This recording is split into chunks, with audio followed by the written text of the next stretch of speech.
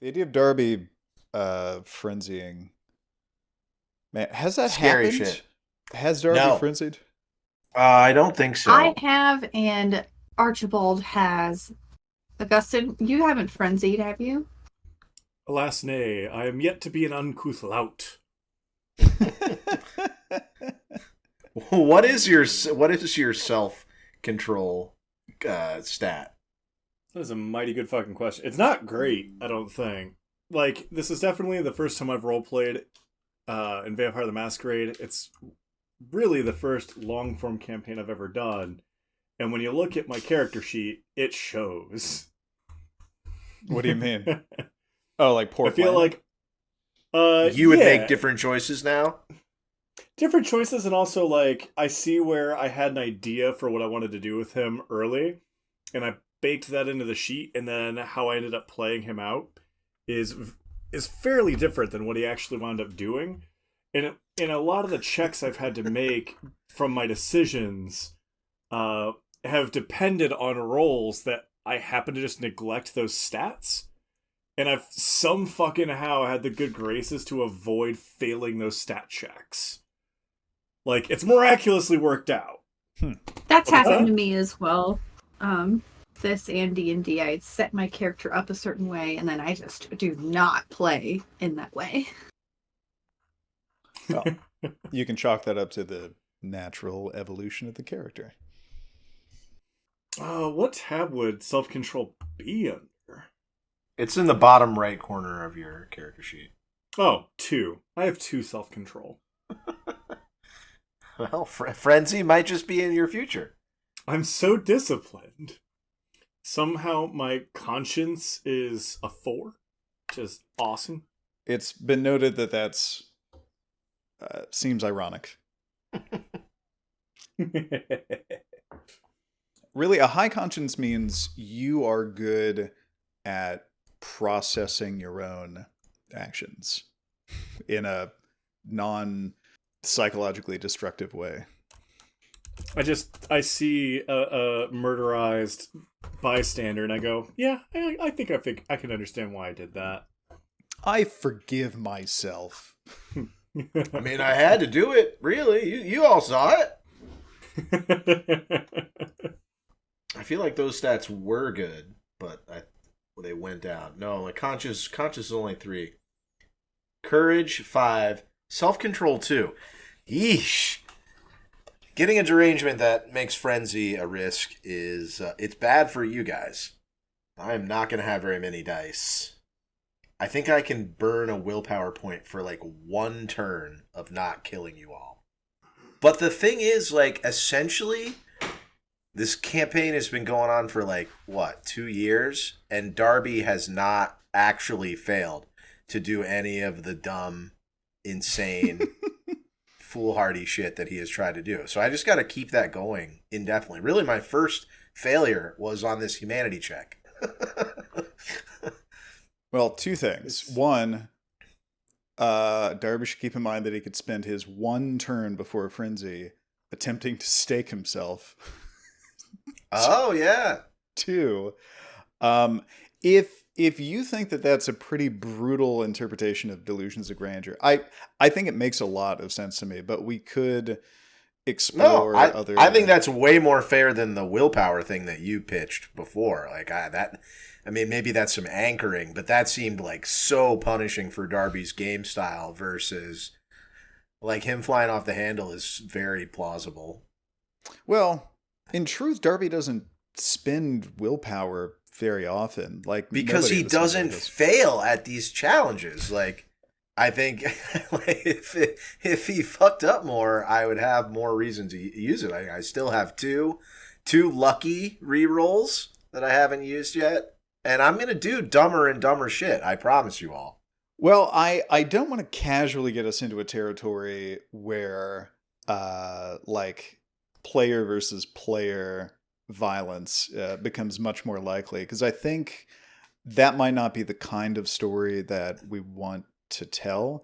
Darby frenzying does not necessarily mean player character death. Well, that's what I'm telling. Like, I think I could spend a turn trying to let them run away so I killed someone else. Yeah, and you can spend a willpower point every turn until everyone around you is like away. So yeah, I like a Darby, unless they do something to stand in his way directly, does not like want to kill everyone. He's not like super chill with them right now. But yeah, if he goes into frenzy, he's gonna. So yeah, but again, I just have to continue to not fail. But the nature of my character is I have to keep pushing the envelope of the kind of Batman-esque shit that I am doing, which is going to lead to a higher chance of failure. Okay. We'll go with that. All right. You guys ready? Oh no. Is Kimber in Obfuscate? She got that. How'd you know? Okay. All right. I'm ready when you guys are. Sorry. Okie doke. All right. Welcome back to New Cammack.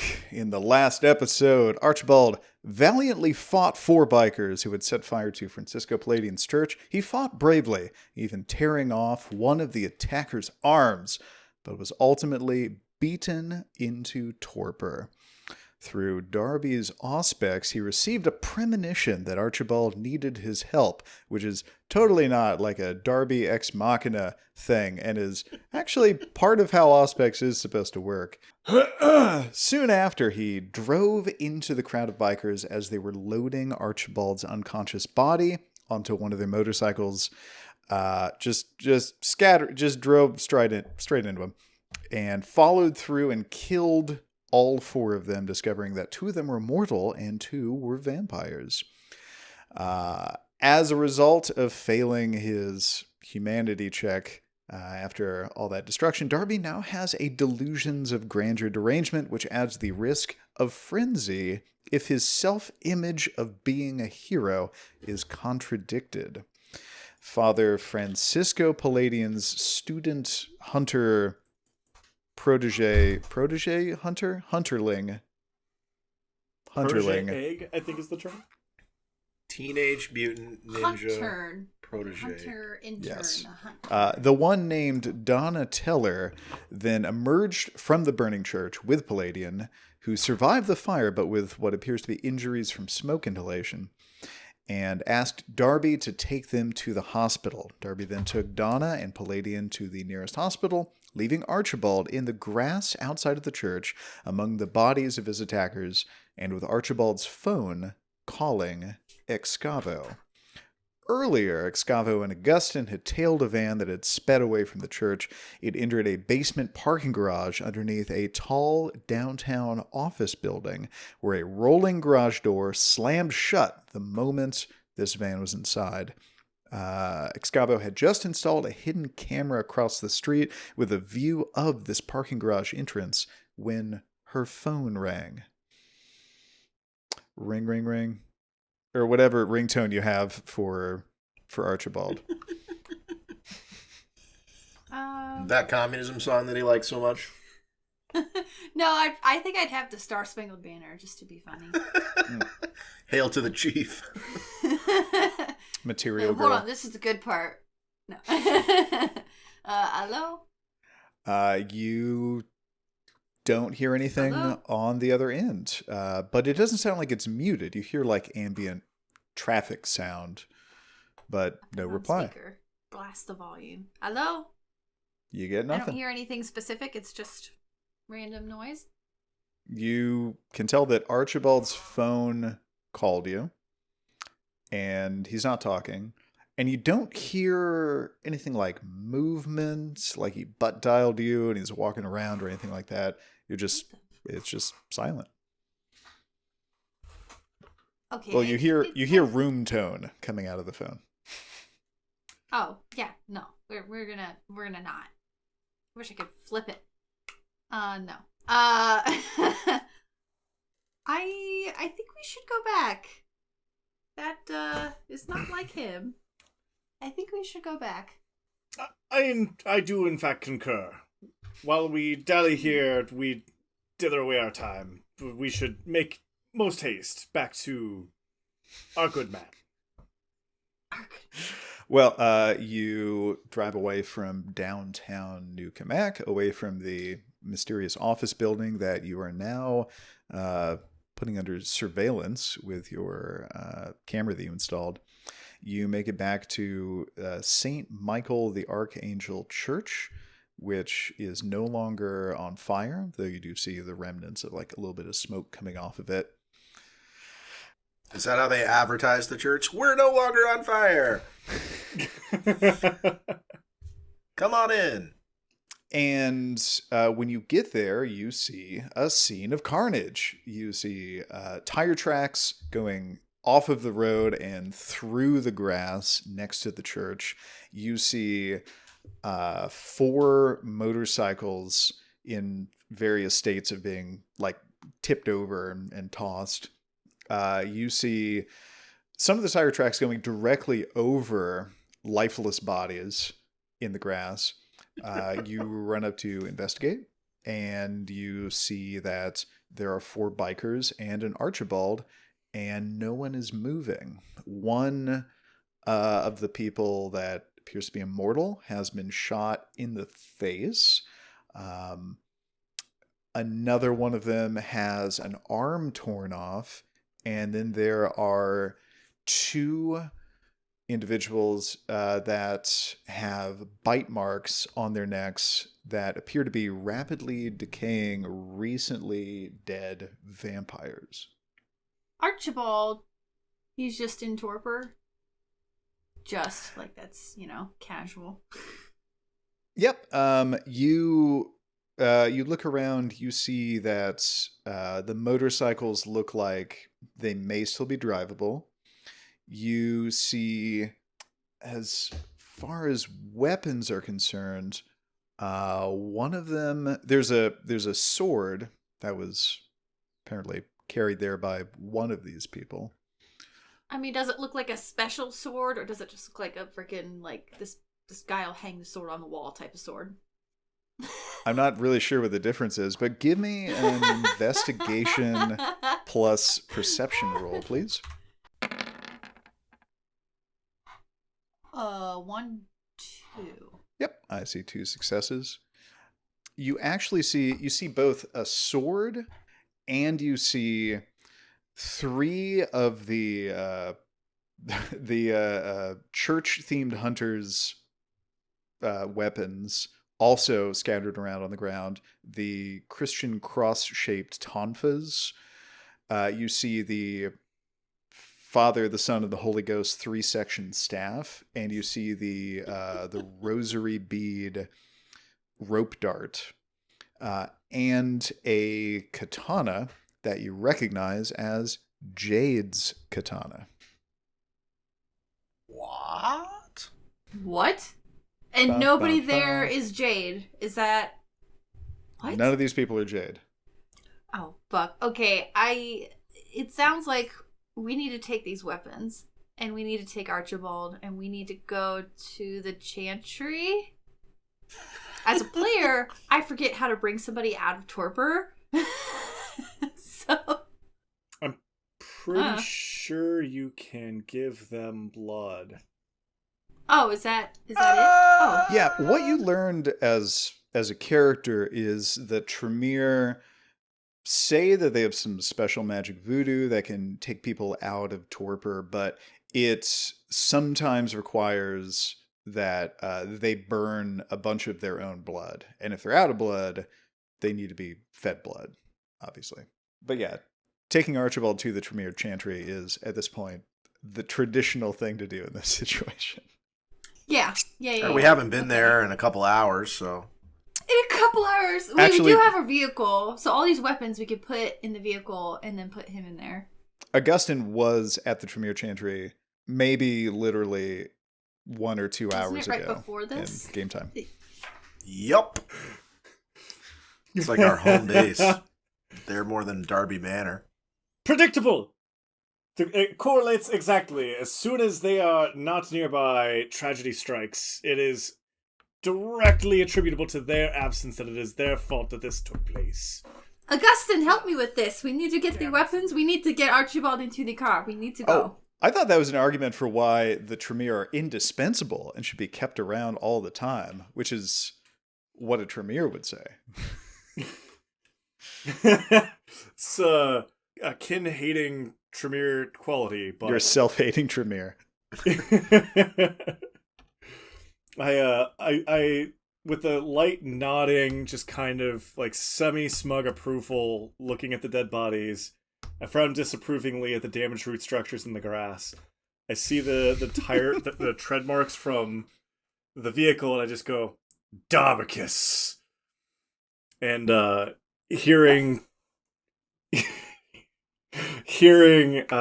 Excavo express the need to get Archibald into the vehicle, I collect weapons and stuff and contribute to the effort to loading up a vehicle. Did we bring the same damaged vehicle back that we chased them in? I think we did. Yep, the now once again busted up Escalade. The Escalade that we already had fixed? Yes. Yep. Darby's going to frenzy just when he sees that car. The Escalade that looks strikingly like a beat-up Ford Explorer at this point. Well, it does now. Cool. Yeah. Definitely. Yeah. Let's load things up. Let's we ditty over to the Chantry. Is that the plan, Excavo? Yes. Okay. Yeah. We boogie-woogie on down to the old Chantry, as they say. All right. Let's skip over to Darby. Darby, you have, I believe, dropped off Donateller and Palladian at the hospital to have him treated for smoke inhalation. What is Darby doing now? Wow, that's a great question. And I think that's maybe the state that Darby finds himself in, kind of coming down off of getting divine inspiration to go do something, and now he doesn't really have that same clarity of purpose. I think maybe he would be inspired to start scouting the city, to see if he got that feeling again, just like chase that dragon. And so I think he's going back to his helicopter, and is gonna take it back up into the air, Which I believe is on the roof of Club Wonderland right now. to fight crime. Yeah, so I think he's heading back to Club Wonderland from whence he came for his MKT journey, and is going to go back to his helicopter and start his long vigilance for the city that he only he can protect. Are you going in just the front entrance of Club Wonderland? Not Yeah. like the secret way in or anything. No, just acting like he owns the place, because he does. Just strolling through with purpose on his way upstairs. Okay, so you get to the entrance, and there's a security guy at the entrance who's like stopping people, wanting them, checking IDs, and he says he sees that you're just walking straight in, and he doesn't touch you, but he raises a hand. He says, "Oh, whoa, wait, well, Buckaroo, we gotta check IDs, and I gotta see a ticket from you, sir." Darby is like, "Did you not get the memo? I own this place now. Talk to what's her name. I gotta go." And he's just like trying to push back past the guy. And there's this look of realization. He's like, "Oh, Billy, you dummy, you did it again." And he waves you on through, and you overhear him being extremely hard on himself for not learning all the new owners so quickly. Darby makes a mental note to fire that guy. Oh, no! He's doing his best, damn it. Yeah, you walk in, you see there's a metal band on stage. On the dance floor, there's a giant bounce castle with fake blood spraying out of it, and a bunch of fake blood covered people running around, moshing, bouncing in it. And you also see a row of roller derby women and a row of bikers just barely restrained from fighting, but they've come closer to each other, and they're yelling and they're arguing, and he can barely tell what they're arguing about over the music. But you see that they're coming close to coming to blows. Yeah, Darby definitely just walked right by this on the way out of the club, I recall. You told him all about it. He's just like, nah, not interested. And I feel like unless he's getting any sort of any tickle in his aspects, he is his divine purpose is to protect this city. And so he's going to his chopper. Okay. In fact, I've prepared for this. Wait a minute. There we go. I'll be damned. Okay, so there's a staircase up to the roof. There's a hatch that's unlocked. You open it up, go onto the roof, and your helicopter is there, as well as a large object, very large object, like 15, 20 feet or more tall, under a giant tarp. But it wasn't here when I landed originally? It was there. We didn't immediately realize like how you were getting to Club Wonderland, so we glossed over this thing that you would have glanced at but not really cared about. Okay. But very large thing with a tarp over it, and what looks like several naked men with their backs to you standing near it. Oh, right. What? Didn't I see this on the camera feed? Darby is, I think, shaken out of his reverie and does a double take. Like, what the fuck? Excavo saw this. I saw when this on looking the through. camera feed. Yeah, the camera feed. So many sessions ago. Darby's like, I don't think Darby saw this, so he's experiencing this for the first time. It's just like, what the are there? So there are the actual human beings up there, or is it like artwork? Are you approaching these people? Yeah. Darby's like walking up, and it's just like, what the fuck? They're statues. They're a series of identical statues made of some sort of grayish metal. And as you get closer, you see that they are fully naked Steve Buscemi's. Okay. Darby is confused by this and is intrigued to take the tarp off the structure, whatever is underneath. He's going to take a look-see. It is a trebuchet. What? I don't know what you call the chamber for a trebuchet, the thing that you load the ammunition into, but in that sort of like pouch hanging thing, there is yet another of these Steve Buscemi metal statues just hanging out in it, ready to go. And then all the other ones appear to be like additional ammunition for this Buscemi. It's a Trebuscemi. Or a trebuchet. Yeah. Trebuchet. Wow. Can I ascertain like where it is currently aimed?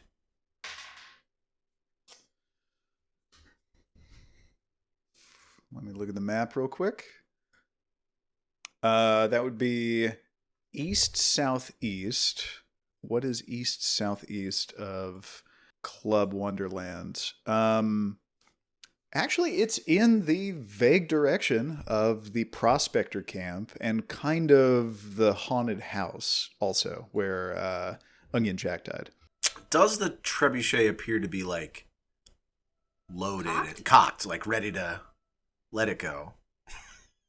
And there's nothing in the like bin where you'd Yeah, like can I ascertain how the machine like functions and is it ready to fire? Well, since I, Graham, am not super familiar with the actual mechanics of a trebuchet, I'm going to say there's a big lever, big cartoonish looking lever that's the only obvious way to interact with it, and everything appears to be under tension, as if this lever is ready to do what it... Okay. All right. So two things. First, Darby immediately pulls the lever Ah! Just So just Oh, no. right away pulls the lever, and there will be more. So I'd like to see what happens first, and then I'll tell you what I'm going to do next.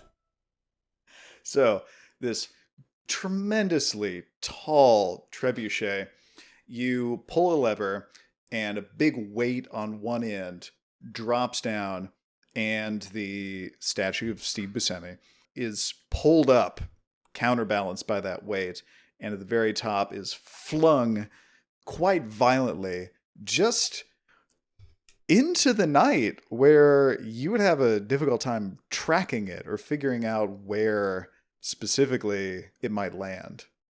But you see it sail up into the night, and it's not particularly reflective or anything like that. And you That's don't it. know what the result I got is. heightened senses. Does that help me track it like farther into the great beyond? I'm going to ask a follow-up question. I don't want you to read too much into this. Can you load a helicopter into a trebuchet? No. How much do the statues weigh relative to, say, a 90-year-old naturalist? Like, vis-a-vis Darby, how heavy are these statues? Much heavier than you are. We'll say it's several hundred pounds, but not too heavy for you to lift, given that you are a monster. Wonderful. So you actually got the wrong idea for what I was intending here. So first off, am I able to like reload the machine? Can I figure out how to do that? How to get it back into tension mode? I have a specialization in machines for technology, and I believe a trebuchet is nothing but a series of simple machines. Yeah, it would be intelligence plus technology. I have a shocking 6 dots for this. You said difficulty 4.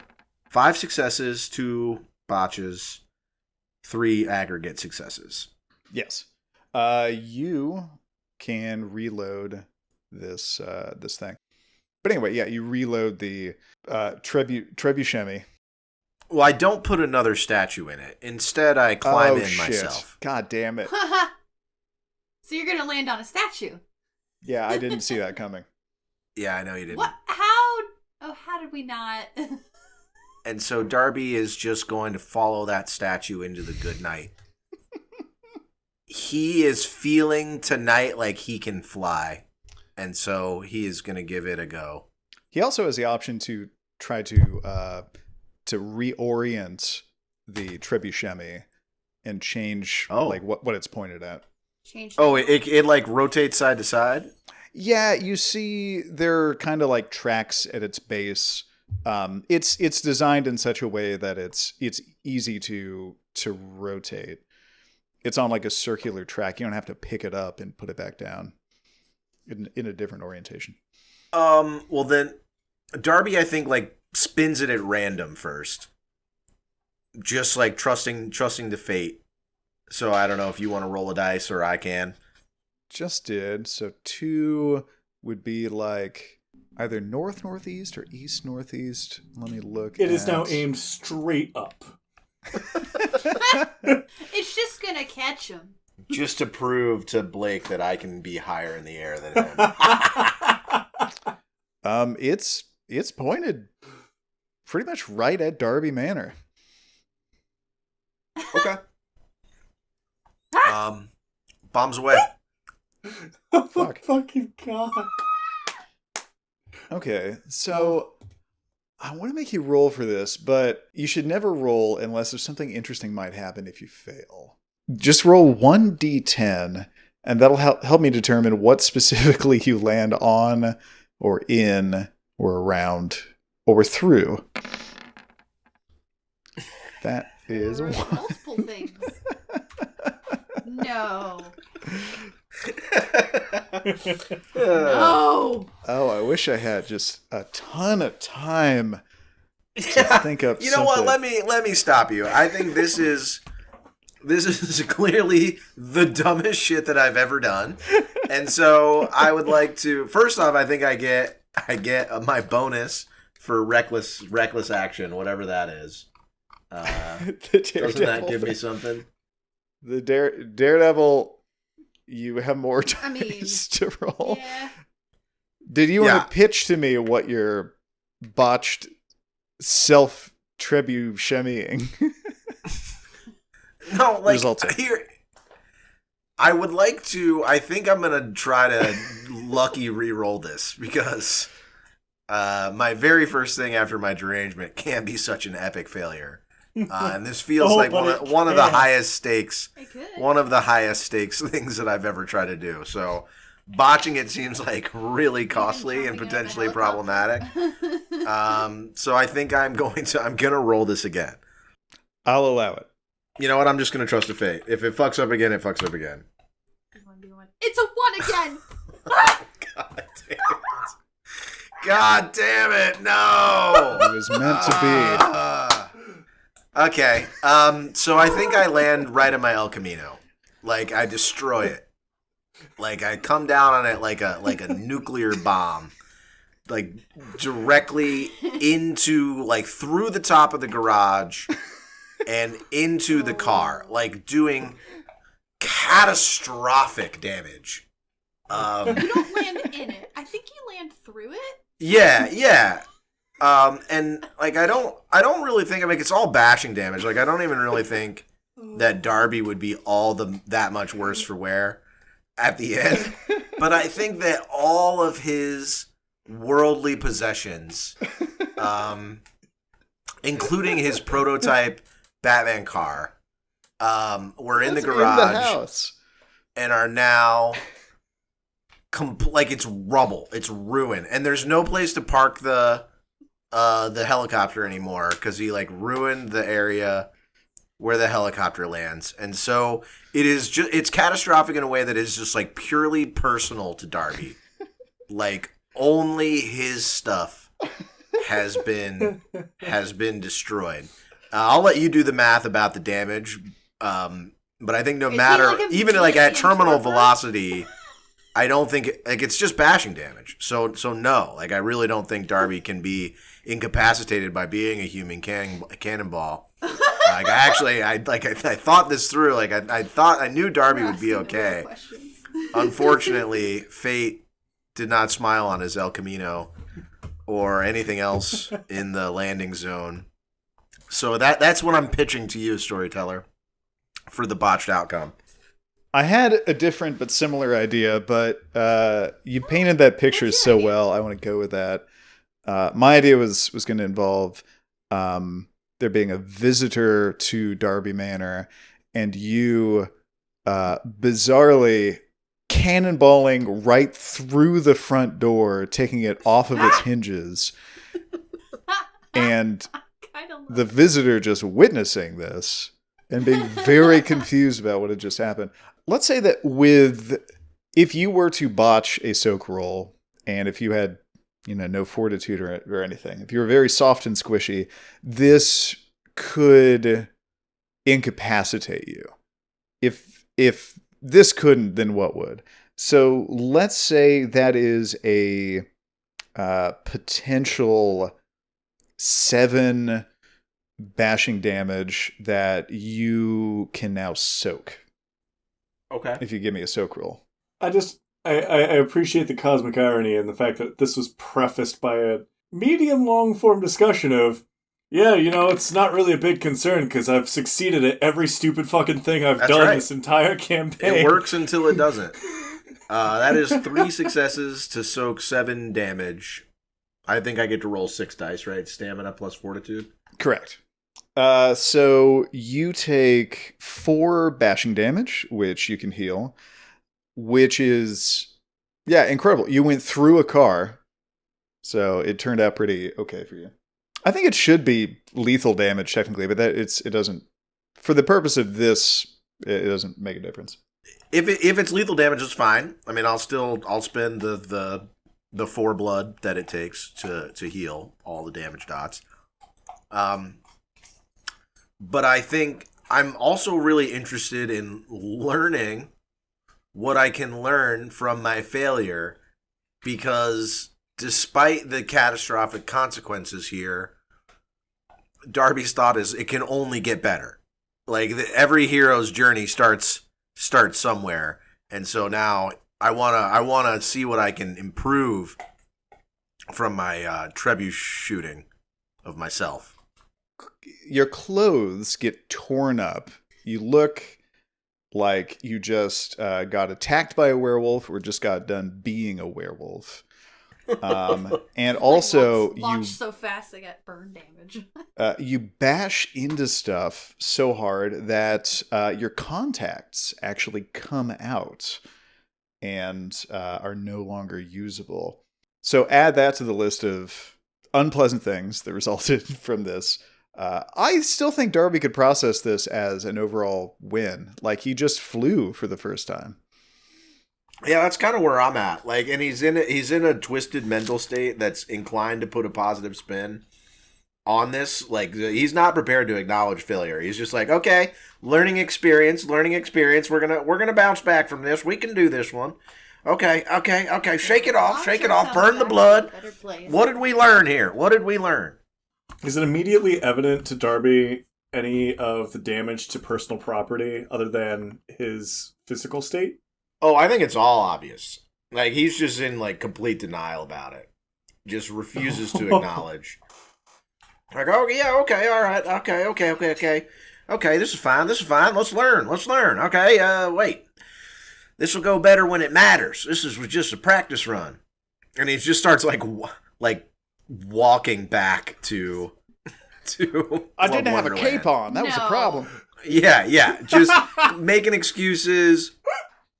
The outfit was wrong. I'm pretty sure the hypotenuse is involved somewhere here. I don't know all the geometry, but we're gonna figure this out. Back to the drawing board. I think we're really onto something here.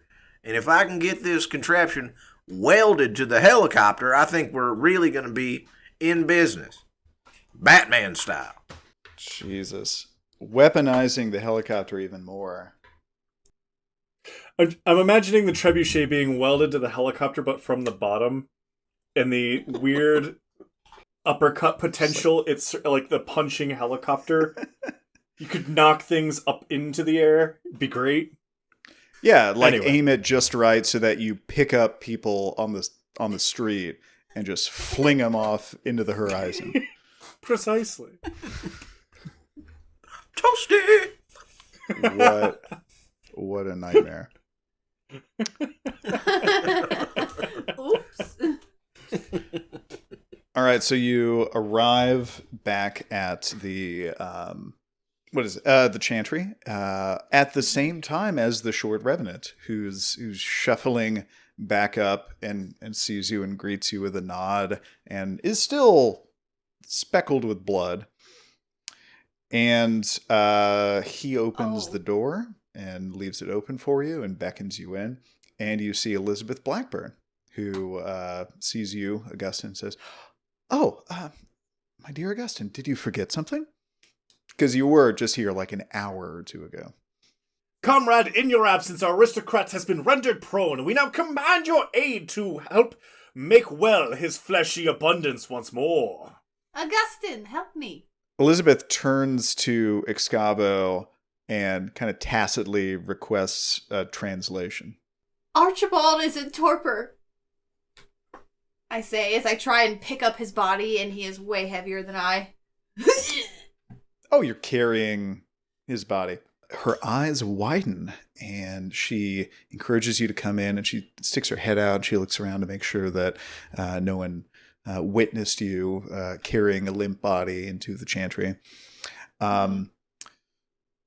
She closes the front door, and she looks at Archibald's body and goes, "Oh, my, what happened?" I don't know. We just arrived and we saw him. He was just there. Oh, well, I will need to get Master Lane to assist us with this. I'll be right back. And she looks a little more concerned than you usually see her. Usually she has this vibe to her of either being like really blissful or high or something like that. This is the first time you've seen her brow really furrowed, like there's something about this that concerns her, possibly because it's the prince of the city that is in torpor. She leaves, Short Revenant shuffles off somewhere in the house, and after a few moments, Regent Leslie Lane comes in and beholds Archibald's limp body and asks the same question. So, what happened? We took it upon ourselves to investigate a kerfuffle at a nearby ally's dwelling.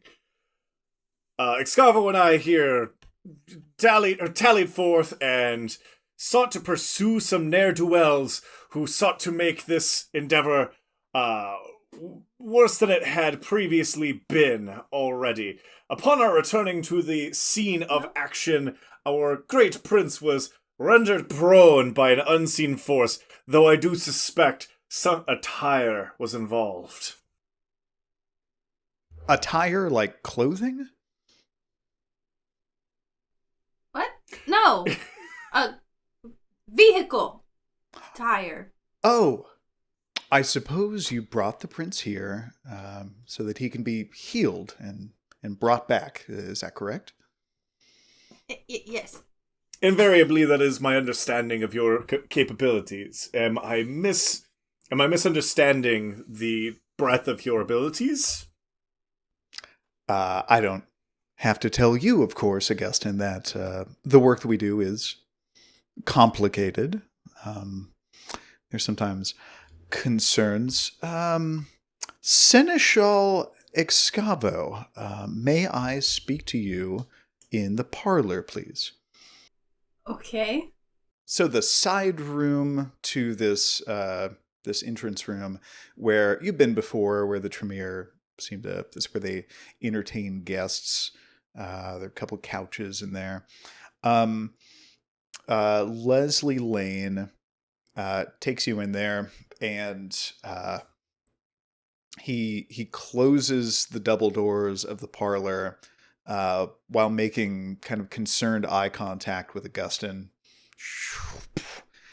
and turns around, and Excavo invites you to sit down across from him on a couch.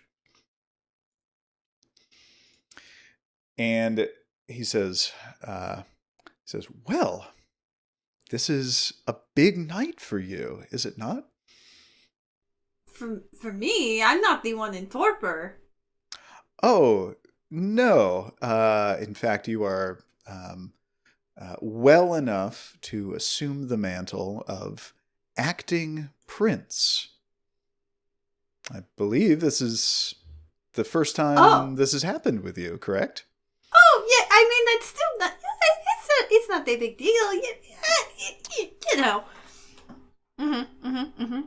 Dear Excavo, you are the acting prince of New Cammack. It's a fairly big deal. In fact, it's important that you understand that you have responsibilities while Archibald is indisposed. Your responsibility is to take care of this city. You are effectively the prince right now. And it might be temporary. Like I've had a lot of experience being, right-hand man, if you will. So, no, it's just official now. Well, you strike me as... I'm like fucking jumping up and leaping inside, like, And he's only feeding into that. He tells you, you strike me as honestly a fairly natural prince. I think that no matter how long this period of time is in which you are serving as our prince, I think you will do an excellent job. And in fact, there are some matters that I wanted to bring up with you right now. I won't get into all of the boring details, but there are some issues that are concerning my clan. Not going to get into it, but basically, if some problems were solved for us, it would free us up a lot more to dedicate our resources to serving our community and serving you and performing such services as helping out Archibald and relieving him of his current condition. Excavo, Prince Excavo, the Tremere clan seeks a brief moratorium on our kind embracing any mortals in this city other than the members of the Tremere clan. We wish to have temporary exclusive rights to embrace new mortals within the confines of, well, your territory. This does not sit right with me. Why are we waiting until just now to bring this up? Well, I have not seen you in a few nights, and here we are right now with this perfect opportunity to bring up how the has this been brought up to Archibald before?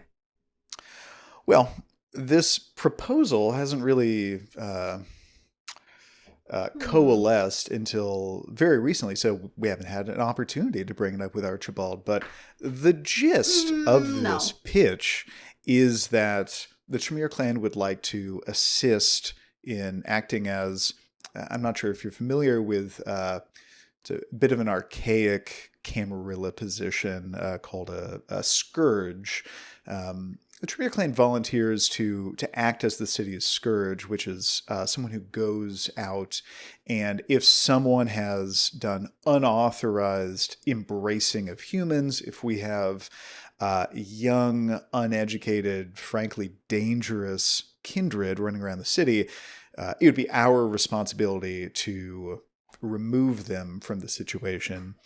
And we think a fair payment for that would be exclusive embracing rights for a brief period of time. Why do you want this? Exclusive embracing rights. Why do you want this so badly? And why do you not think Archibald would grant this to you? Oh, I have no reason to think that Archibald would not grant this. And in fact, if you would feel more comfortable abdicating your responsibilities as prince, because I understand if you don't feel like you're ready to take on this kind of responsibility, then we can, of course, wait until our clan is available and has the time and the resources and the material components and you know all that stuff to resurrect our former prince, and then we can ask him. So now you're insinuating I'm not ready.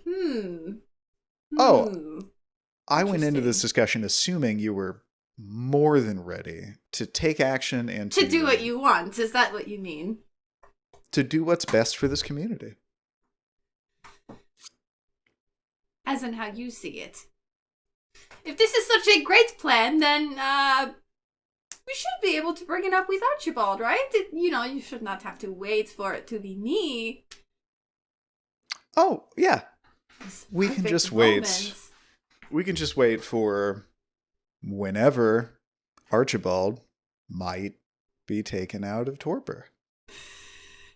I can just make it known that you are holding our current prince hostage, in a way, by not helping us bring him out of torpor. The moment I can dispatch any of the people working under me in this chantry to get to work bringing our former prince out of torpor, we'll get that taken care of as quickly as possible. But okay, then. We're not so miracle workers. And honestly, the reason why these are interrelated problems is some of our resources are dedicated at the moment toward worrying about what other kindred in the city are embracing. What's our population of kindred? Is it more than this city can sustain? Issues that could potentially threaten all of us, and which you really shouldn't have to concern yourself with micromanaging this sort of thing. If if this entire concern just disappeared tonight because of a decree from the prince, that would allow us to shift around how we're allocating some of our resources in this clan, and probably pull Archibald out of torpor much more quickly. I mean, you are talking to the prince. What if I were to just to say, don't concern yourself with all of that other stuff right now and get our former prince back in shape? Oh, you are free to say that. Now, wait a minute. Do we know, like, how people come out of torpor normally? Like, depending on his humanity rating, he could just come out of torpor tomorrow. Yeah, vampires that are put in torpor, as long as there's blood in them, they do eventually come out on their own. And it seems like vampires that are more human come out more quickly, and not that for more inhuman vampires. So, Excavo, you would know that if you just waited long enough, Archibald would come out of torpor on his own, but that could potentially be days, weeks, months. I mean, could Augustyn and I not feed him some blood to help him in the process? It depends on the house rule. Like, I feel like somebody's got to be... I'm looking at Wikipedia on this right now. Somebody's got to be lower gen. That's like the LARP rule for this. What's my gen? Yeah, like in character, all you know is that when this happened previously, there was a feeding of blood that was involved, but something else. A Tremere did some sort of magic spell over the torpid character to help bring them out. And that is something you would not be able to do on your own. Out of character... How far back did this happen? Out of character, this is using, the house rule that if you're put into torpor with damage, if that damage is healed, then you come out of torpor. And you can heal a level of damage, I think, once per night or something. I think that's a house rule that would fit into what we're doing. And also the thaumaturgical path of blood power that lets you force someone to heal blood as fast as you want them to, so you're not waiting for multiple nights for that to happen. Mm-hmm. So in theory, we could just say no to whatever this proposition would end 100%, up being, yes. And just heal him on our own. Well, you can't do anything to make his wounds heal. That would be a magic sort of thing. You can make sure that he's fed, though. But like Augustyn wouldn't know what to do. I assume not. That's why we're here. Would Augustyn be aware of what the power is? Augustyn might be aware of what specific power was used before. Well, he discussed learning it. I think decided against it, but they had a conversation about it. If he wants to, I would let Andy roll for whether or not he's just aware of this power. Because it's common enough that it wouldn't be crazy for him to just, know how it works. If Excavo ends up going that route, I will roll for it. But I don't want to roll for it as a means of influencing Excavo's role-playing decision there. No, my inclination is to tell Leslie to fuck off, not in those words, but to then take Archibald and you back to our house and try from there. As I really don't believe that there is there was no other time to bring this up. Like that's just total BS. Leslie leans in and says, just between the two of us, I'd understand why you'd want to delay the resurrection of Archibald. I bet you're enjoying this newfound position here, and you want to make sure that you're in this position for as long as possible. And I'm sure that when Archibald comes back, he'll be totally understanding of anything that you did to delay his resurrection. I mean, this conversation's kind of putting a damper on the power aspect of it, but okay. Yeah, I truly don't believe that there was no other time to bring this up with Archibald. So, for my own curiosity, I think the three of us will take our leave, and you can ask this to Archibald again, and we'll see if you actually ask it, and we'll see what he says. Because there's no reason why we would have to wait until a time like this to ask something of that nature. So you were going to take Archibald with you, correct? Yes. And you were no longer asking for my assistance with this matter, right? Correct. I am the prince. I will take Archibald and be on my way. Okay. I trust that this is a wise and just decision from our new and quite and if possibly... your proposition has any weight, you will bring it up again with Archibald. Oh. But until then... of course. I understand that you do not feel, I don't know, qualified or prepared to make such a decision. Oh, there's no need to talk down to me. I know what I am and I know what I'm not. No, I'm trying to be sympathetic to the position that you're in. You are Prince you would have brought this up earlier No, you would have brought this up earlier if it was really that big of a concern for you. Well, I'm afraid this is a proposition that came out of a conversation that Elizabeth and I actually had not more than an hour ago. So no, there's no hiding from Archibald. No.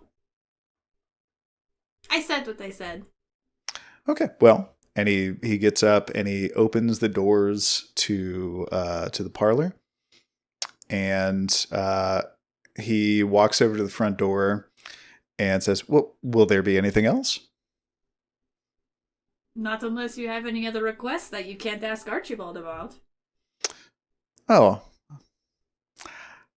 I'll discuss this with Archibald as soon as, well, if he ever comes out when of torpor, the right time comes. Is that correct? He aims become the eagle. So Leslie turns to Augustyn and says, "Oh, we have you here. Are you ever Don't going sound to so disappointed, friend." Oh, no. I just remembered there was a discussion earlier about teaching you some new powers. Is that something that you would like to schedule, perhaps do tomorrow? Invariably. Seems only fitting. A mutual exchange of knowledge. A rising tide floats all boats and what have you. Yes, I somehow understand exactly what you mean. That's, in fact, why I was pushing for you to resume your training, because I believe in these times we absolutely need everyone to be ready to apply all of their skills to solve this 4 horsemen of the apocalypse problem.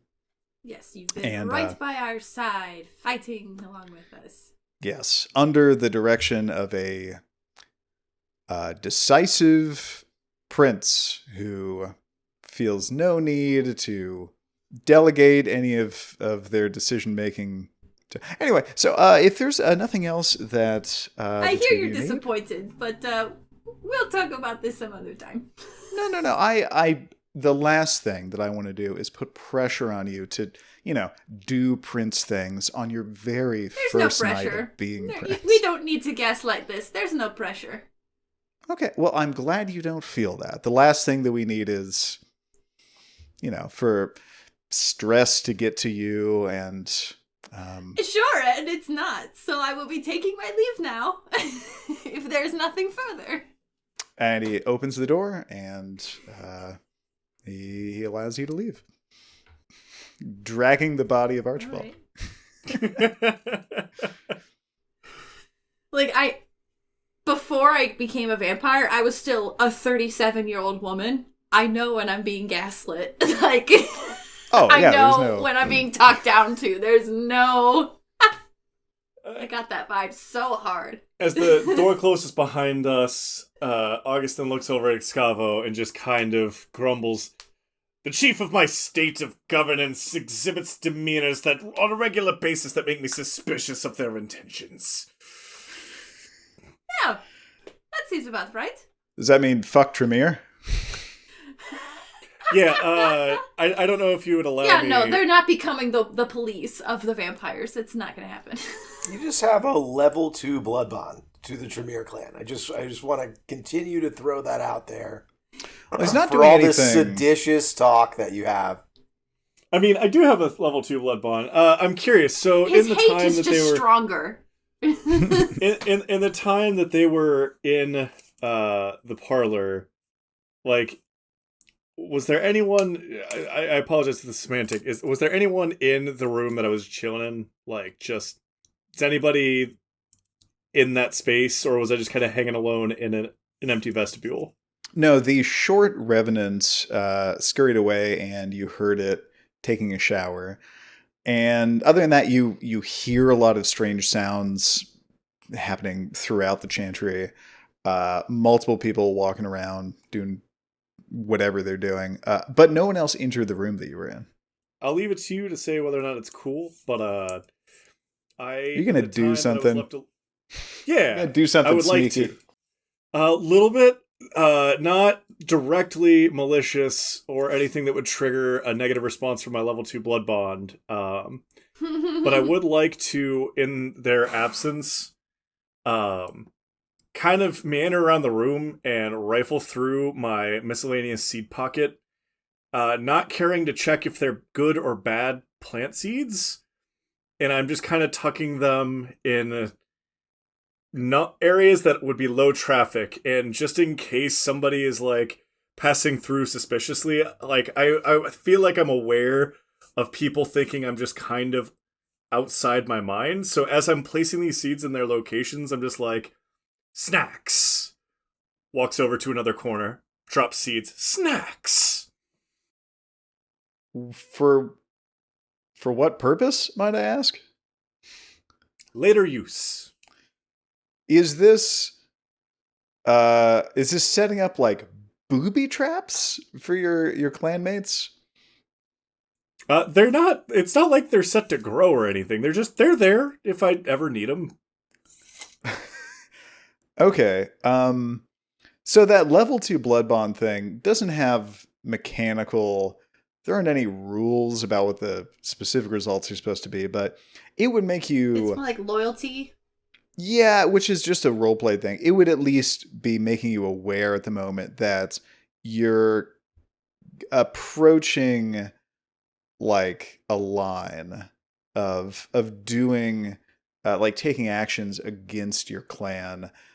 You just feel that in your heart that this is a clan that, even if you have big problems with these specific members and the leadership structure in general, you do feel a strong sense of loyalty to the clan, like in your heart. And maybe you know that it's like the result of the blood bond. That's why you feel that. But still, you would start to feel like the thing that I'm doing right now is disloyal to the people that I owe my existence to.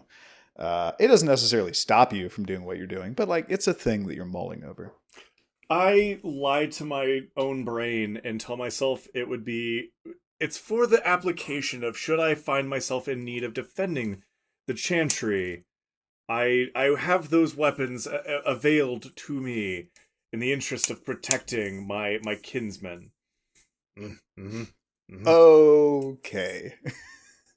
Archibald is supposed to have a best friend audition date with Abraham Branson of Nukertech in Club Wonderland in like God. a half hour or something like that. So you guys are aware of that because that was mentioned. I don't imagine you're going to be like weekend at Bernie's Zing. Do we have Archibald's phone? Oh yeah. I big time. assume he has Abraham's phone number in his phone. I think they exchanged digits. Yes. Yes, they did. Okay. So I can unlock the phone and say, like, he's not feeling well. Could we schedule for a different day? Maybe try and get it, like, a week or two out. Oh, is this a secretary? Or you could do your first duty as new prince, and you could say, in order to get to the final audition round, which is an interview with, the prince himself, they have to first pass the initial round. Is Abraham a human? A vampire? What's up? Oh, it's total human. Just a regular that's what I human thought. guy. Like, I don't think he would even... The impression No, he you wouldn't get do is that. human. Big time. Yeah. Yeah, so I would just, like, respond as a human. It's like, I'm not feeling well. But no, I just setting feel up like Best you Friend just American unlock his Idol is phone. pretty funny. I think you just, like, keep it, like, human style. Human Like, stuff. hey, I'm the first round of the Best Friend audition. Oh no, I don't know. You got to about get that. past me if you want to make it to the big leagues with Archibald next week. That would insinuate that my character cares about who Archibald is friends with. You could, like, give him a rose.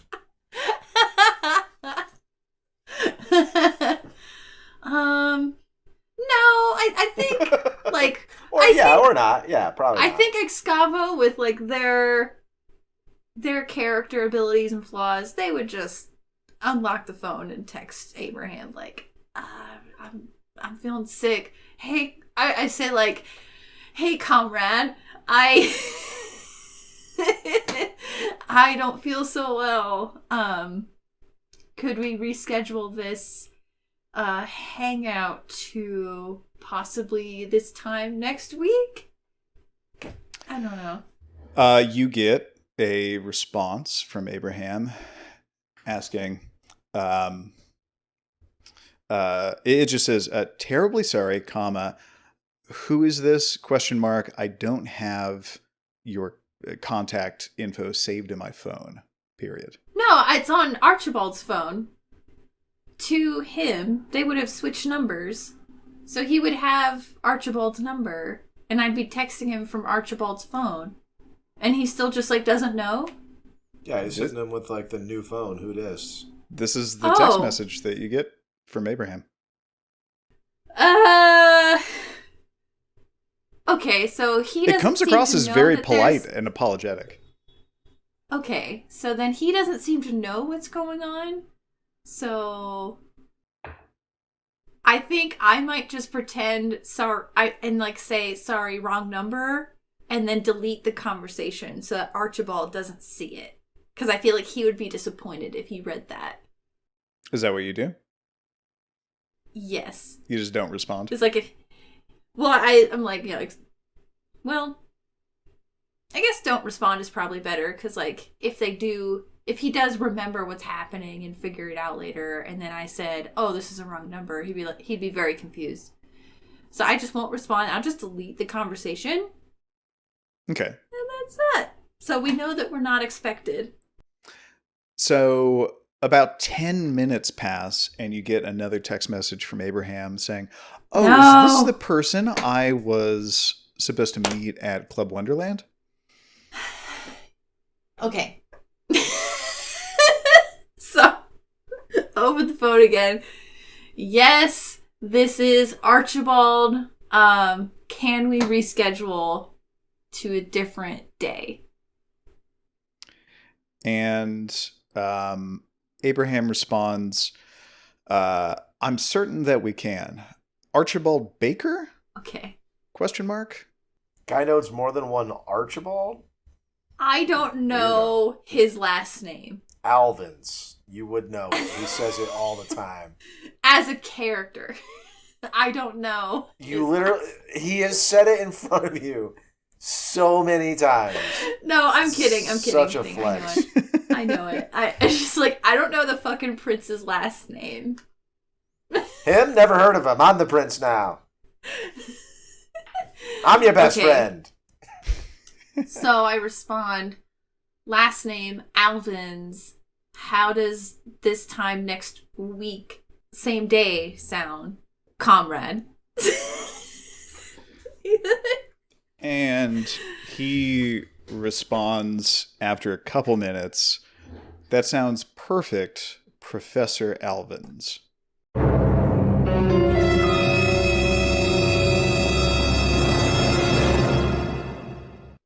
Okay, great. Great. Do I respond back? Oh, I thought you sent great over and over again. That wasn't your text? Great, No! great. Great. No, that was Excavo going, great. Like, yay. I see. That was the I'm internal not monologue. Somewhere right now. Yay. Yeah, I'll just say, great, see you then. Send. That's it. Cool. And you get nothing back from Abraham. Yeah, cool. Darby launched himself to back to Darby Manor. He was spending the last, whatever it is, 30 minutes walking back to Club Wonderland, intent on learning from his mistake. And doing it again. He's gonna launch himself again. I'll fucking do it again. I feel like he's only doing this because now he has brain damage from the first time. Oh, boy. It's like, oh, that felt really cool. Yeah. I think he's gonna angle it a little more lateral, so he doesn't come down with such an impact. Was one of the things that he learned. His goal this time is to pull off a superhero landing. So wherever it is that he ends up, he wants to come down, one fist and one knee in the middle of a crater, and just look like a badass. It's the only goal. Yeah. Oh. So I'm sure it's gonna work. First, Excavo, Augustyn. It is, I think, getting close to 11 p.m. New Cammack time. Off the top of your head, do you have any other intentions for tonight? Augustyn has a few options when it comes to things that he could accomplish if he has an entire night to work on something, like making a splinter servant or learning new thaumaturgy, or running off to Camp Moonlight and helping them with growing plants, as he said he would do. What we could do is transition into we're calling it a night early, and then we're fast forwarding through another day or two while we accomplish some large things, and Archibald gradually heals up. But what are your thoughts? I'm cool with that idea. Knocking out learning one or both, depending on how long it takes, of the new thaumaturgical paths I've paid the experience for, would be mega dope. Yeah, you can spend 2 nights learning, assuming you don't botch a roll, learning 2 new thaumaturgical paths, and then additional nights making splinter servants. Yeah, that sounds pretty much how I would want to spend my time. What about the prince? Are you intending to do anything else tonight? Yeah, do other you want than to learn how to wake up the prince, or no? Oh, that's not among the powers that Of he's... course not. Ah! Well, maybe that could be next. He's just going to be in torpor until I learn the thaumaturgical path of blood. I don't have a direct problem with that, except I'm going to be hounded by Leslie to, make them the vampire police of New Cammack, and I don't want to do that. Well, the main thrust of what Leslie was pitching was you implement a rule that for a period of time, no one's allowed to make new vampires but the Tremere. And then he was trying to soften it a bit by Oh, and we'll enforce it for you. We'll take care of, the potential problem of unauthorized vampires. Yeah, there would be no reason for that. Well, I think that it would be intuitive for you Because that I'm a Malkavian. Why would I think that only the Tremere should be able to embrace new vampires for a temporary amount of time? Why would I agree with that? Well, it is worth noting that a lot of princes implement the rule of no one can embrace any vampires unless if you first come to the prince and get permission. And that prince might be like, I don't want the gangrel to be in power, so no more gangrel. But I really want there to be more Ventrue around. So yeah, Ventrue will always get permission to do that. So that's how the politics of this tend to work. Do I believe that the vampire who embraced me had permission? She seemed fucking crazy. So I doubt it. It's that's up to how that city functions. Maybe you were embraced without there being a rule in place. Maybe you were embraced in a place where there wasn't a prince. There are a lot of ways it could have turned out. But it couldn't possibly be. Oh, only the Malkavian can embrace. That couldn't be it ever. If there were a Malkavian prince, it wouldn't be crazy for that rule to be put in place. It might cause a small rebellion.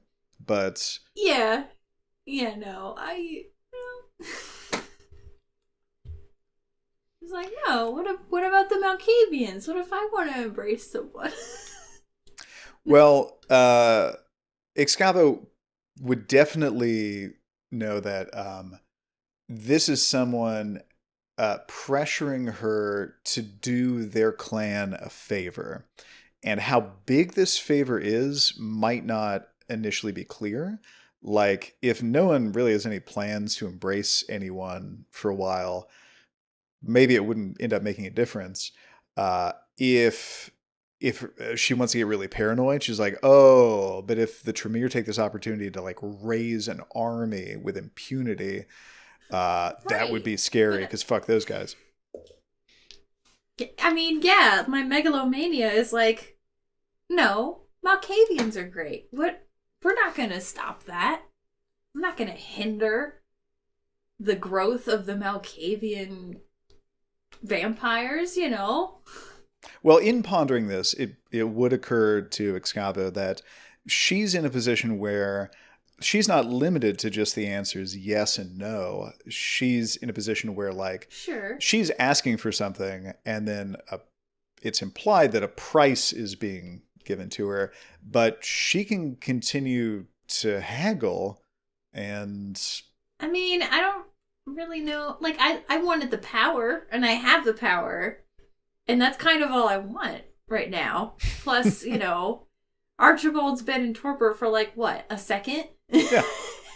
I do feel like it was a bad strategic play from Leslie Lane to try to turn the screws on Excavo. It was just going to piss her off. Yeah, no,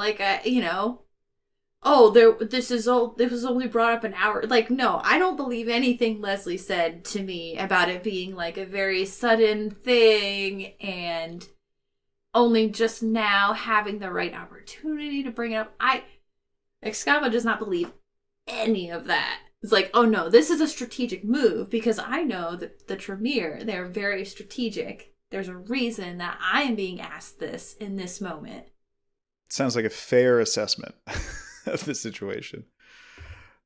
Oh, so Excavo, Archibald, both of you return back to Darby Manor to put your feet up and kind of have a chill rest of the night.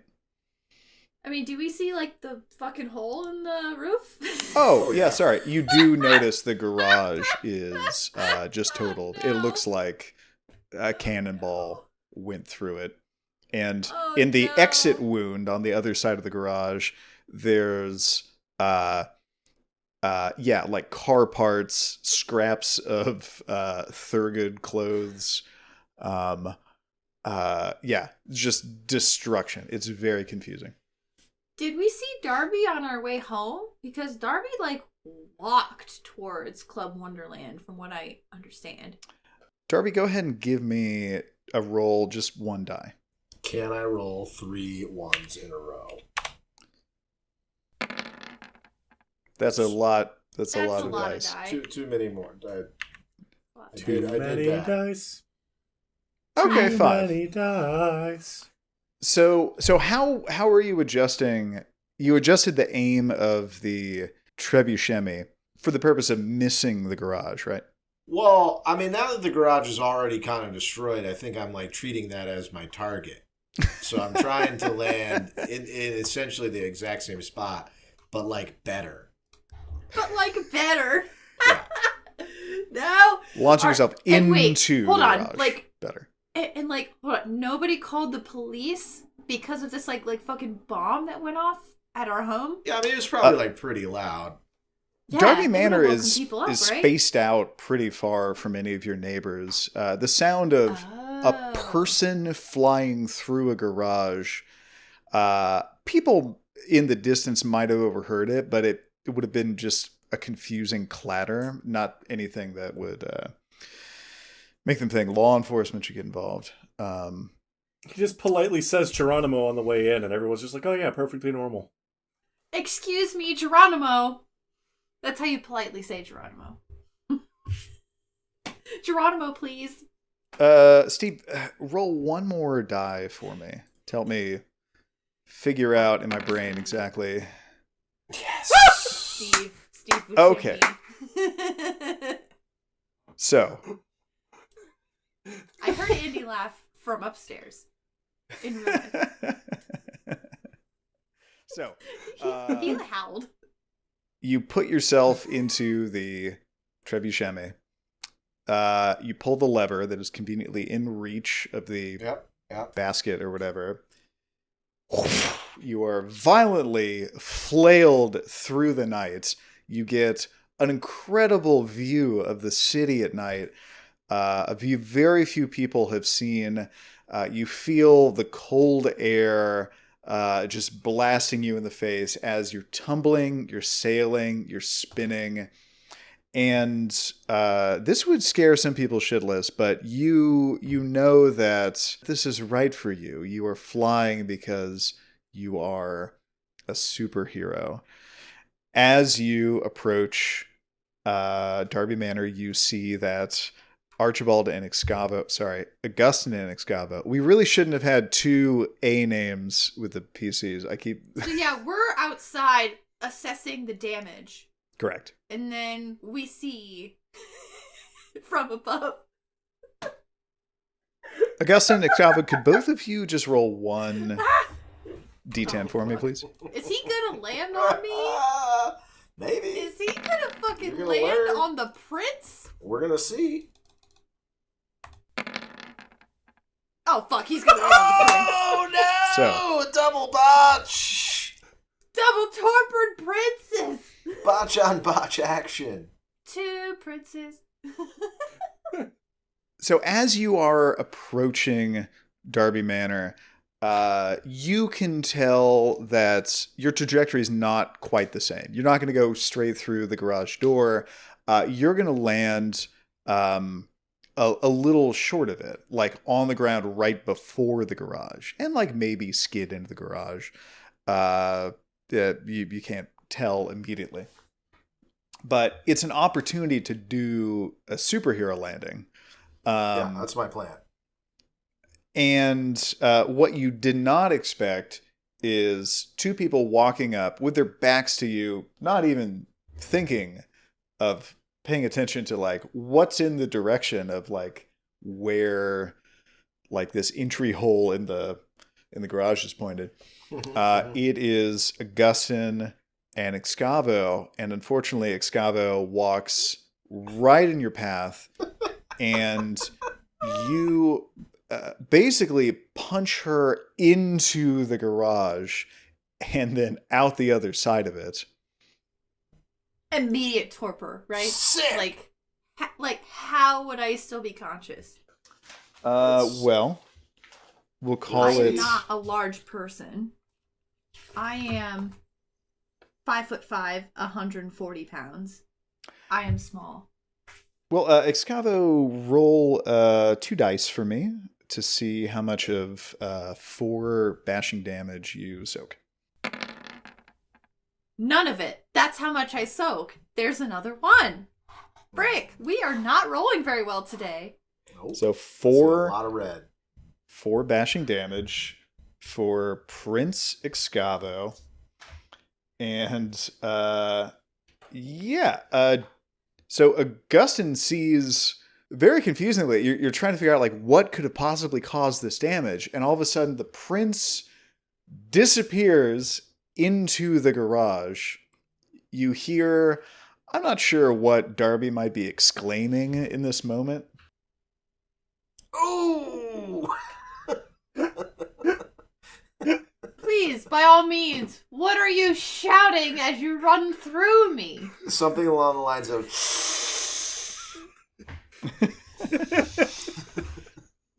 You just hear from the distance, sorry. Excuse me. Pardon me. Oh, coming through. Pardon me. Oh. Yeah. Oh. Western Darby, New Cammack, Indiana. Just trying to get to the ranch. I'm so sorry. So this is interesting.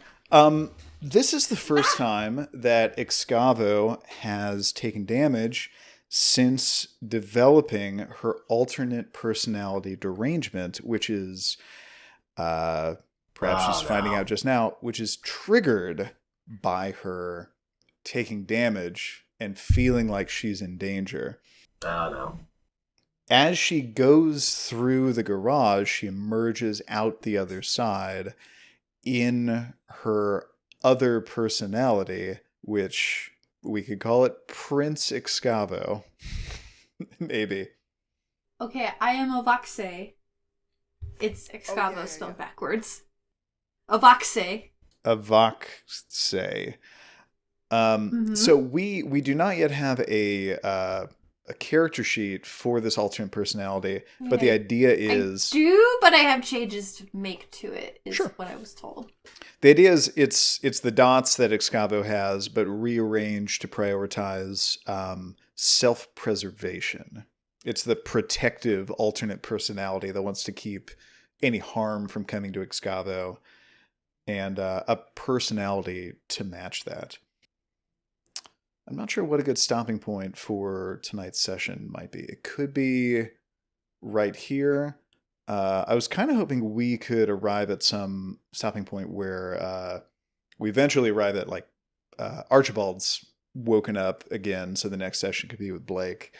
But I mean, he'll get a roll, plus if we're going to go into something more like extended time, he'll get multiple rolls to try to wake up, depending on big his time. humanity. So, I mean, I think the odds are in Blake's favor. He had enough blood. Like, he'll be able to wake up by the time we rejoin regular pacing. yeah, I mean, Darby has a new calling, and it is launching himself as soon as it gets dark out of this trebuchet and learning how to use it to get anywhere he wants in the city. this game has a lot more characters being airborne than I would have expected. Yeah. Between Archibald's jumping and... I'm kind of Yeah, curious. I don't know why Darby thinks this is cool, because he can literally fly anywhere he wants, and he has the MKT. Like, transportation is not the limitation, but just there's few things more badass about than flinging yourself human cannon style right into action. So Archibald has the crazy jumps. Darby has a helicopter. Excavo has access to something called the Stank Wing. And you'd think that Augustyn would be left out, but Augustyn could get a tree to throw him. Yeah. We could do, like, aerial formations. Is that Blue how we Angels. cool Darby off? Is like we help fulfill his superhero fantasy and aerial formation pose? No, I think if you ever need to bring him out of frenzy, that's the type of thing that might work. Very creative. Or if he's in frenzy, just trebuchet him out of far away, out of range. Probably to the prospector camp. Those guys are bad. They have bad luck. Darby would land there, just in the middle of a range and kill whoever survived the last. Delete attack. that from the map. So I assume I have some. Like I'm not in torpor. I'm like injured Correct. though.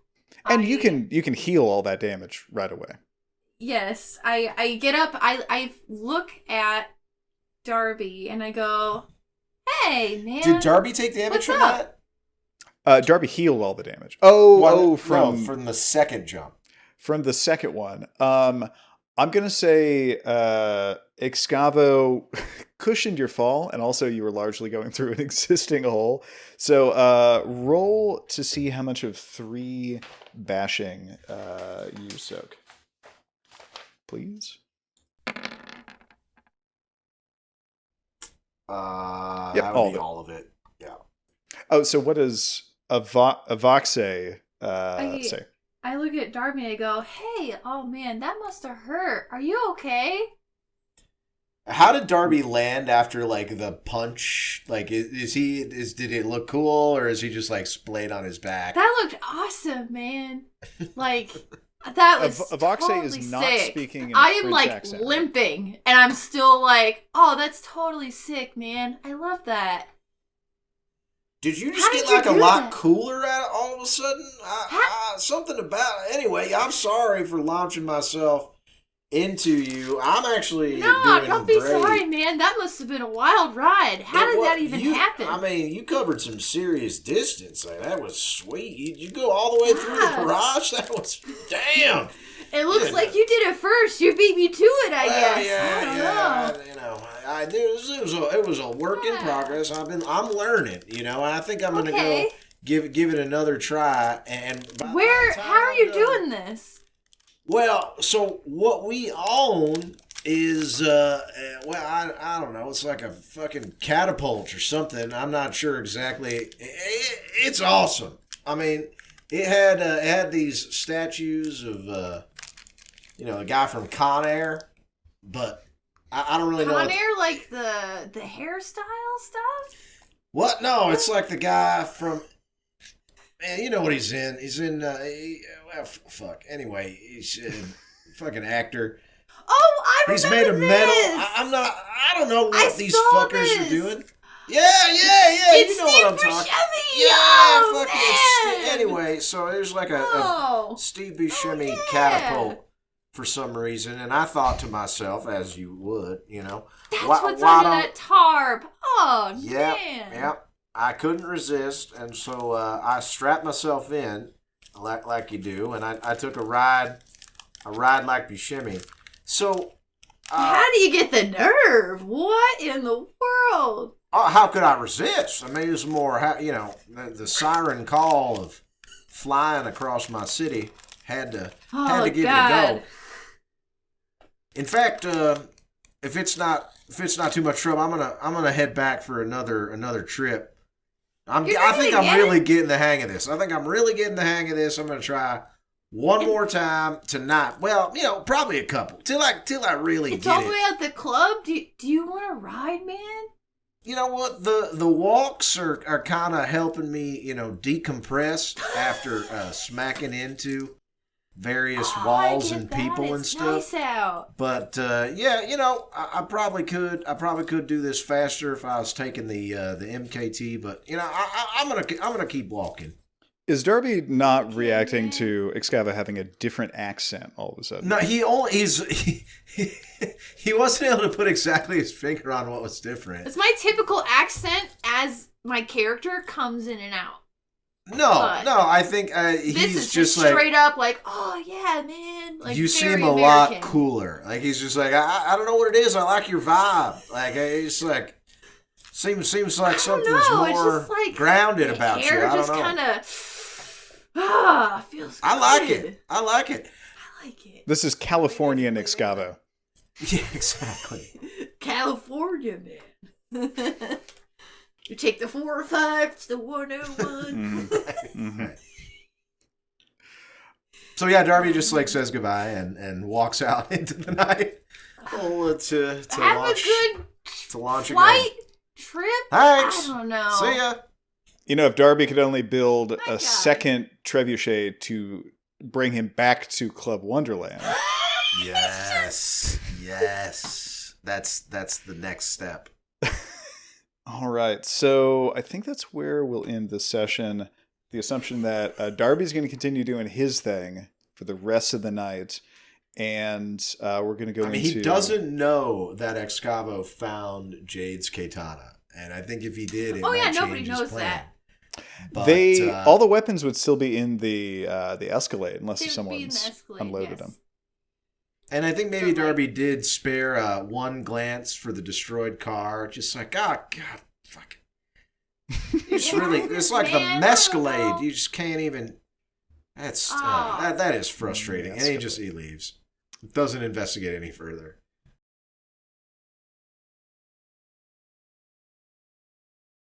All right, so I think the assumption is in the next session, Augustyn's going to be pursuing magic stuff that takes the whole night, multiple nights maybe. Archibald is going to be in torpor for a while, and then he's going to be doing rolls to see if he comes out on his own. And Darby and Prince, Excavo or Avoxe, Box it.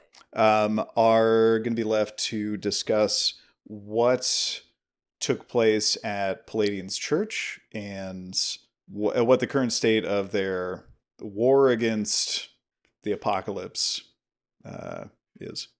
Can I fashion some sort of hang gliding apparatus? I mean, that's really the only thing I'm missing. If I could get some loft, some lift, I'd be in business. Look for some thermals. I could control my landing better. I mean, how long would that take to fashion a?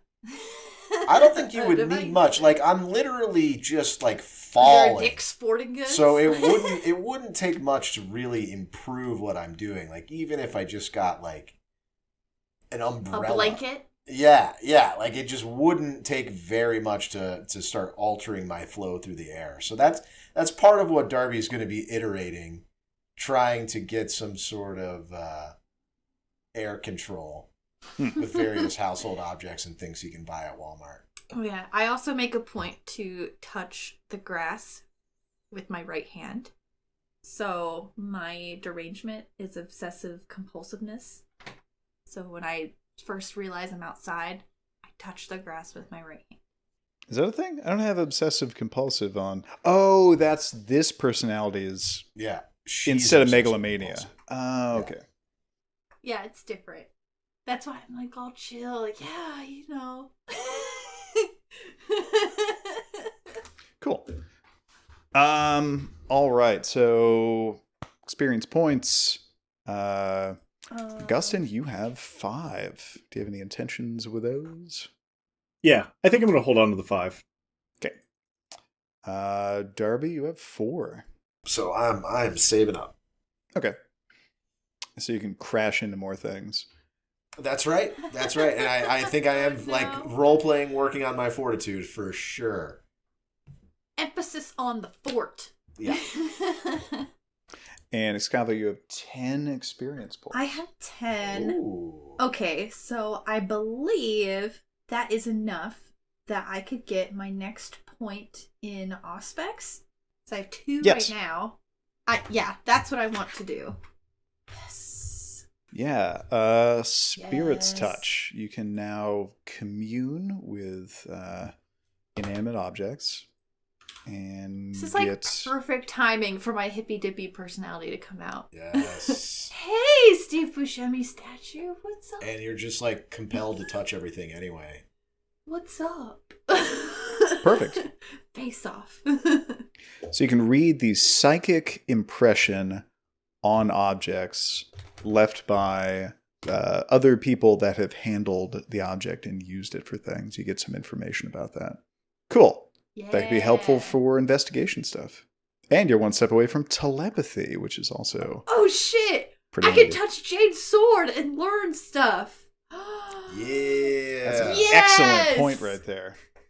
Yes. And you can prepare Graham to come up with something to say for when you do that. Yeah, Absolutely. that's what I'm going to be freaking doing right when we come in that next session. That's what I want to do. It's like, oh, Sweet. sword. You can just start spirits touching everything around you and learning all sorts of stuff. I don't think you What spend does it anything. cost to do? All Is these it- clothes. It's just a perception plus empathy roll. What's my empathy? Oh, it's a 1. I might be more empathetic as this other personality. You'd still be rolling 5 dice for this. Yeah, that's not bad. Or more, depending on how your dots are distributed in your Avoxe personality. Right, because now I've gained dots in my current character and then translating that to the new personality. Okay, I have some work to do. Yeah, I can send you...